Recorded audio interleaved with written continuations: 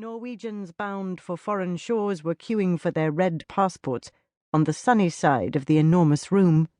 On the north side, packed in beneath the gallery, were the dark-skinned people, apprehensive, hands damp with perspiration after hours of waiting to be told their fate in the police immigration department. But Karen Borg was late.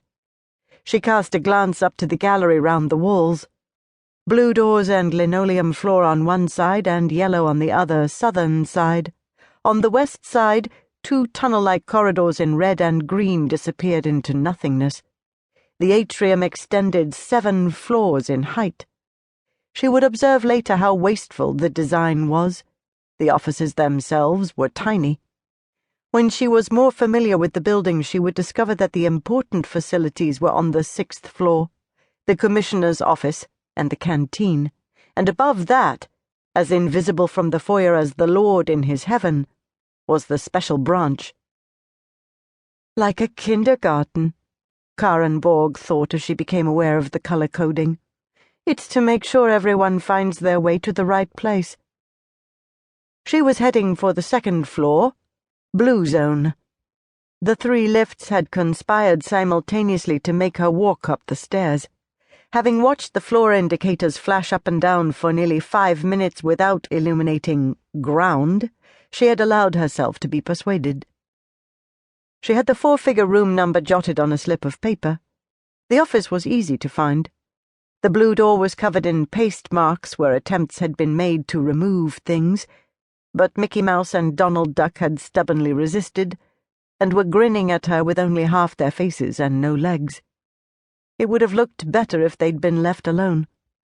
Karen Borg knocked. A voice responded and she went in. Håkon didn't appear to be in a good mood. There was an aroma of aftershave, and a damp towel lay over the only chair in the room apart from the one occupied by Son himself. She could see his hair was wet. He picked up the towel, threw it into a corner, and invited her to sit down. The chair was damp. She sat anyway. Håkon and Karen Borg were old friends who never saw each other.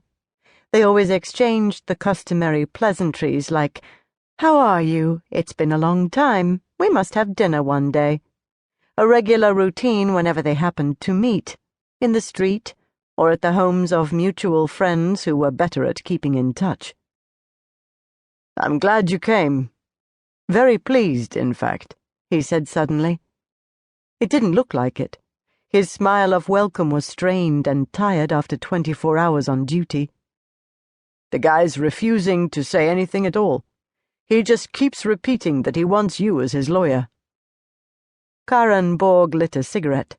She defied all the warnings and smoked Prince originals, the "now I'm smoking Prince too" type, with maximum tar and nicotine and a frightening scarlet warning label from the Department of Health. No one cadged a smoke from Karen Borg. "It ought to be easy enough to make him see that's impossible.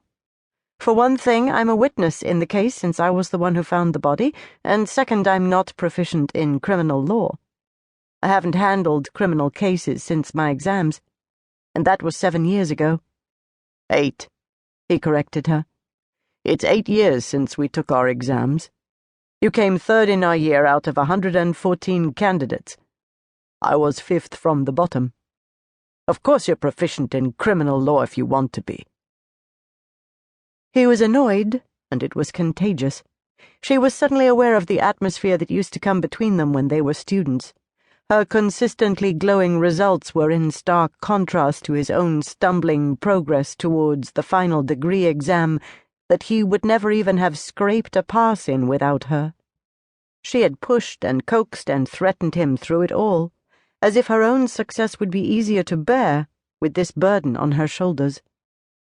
For some reason which they could never fathom, perhaps because they'd never talked about it, they both felt she was the one who had the debt of gratitude to him and not the other way round.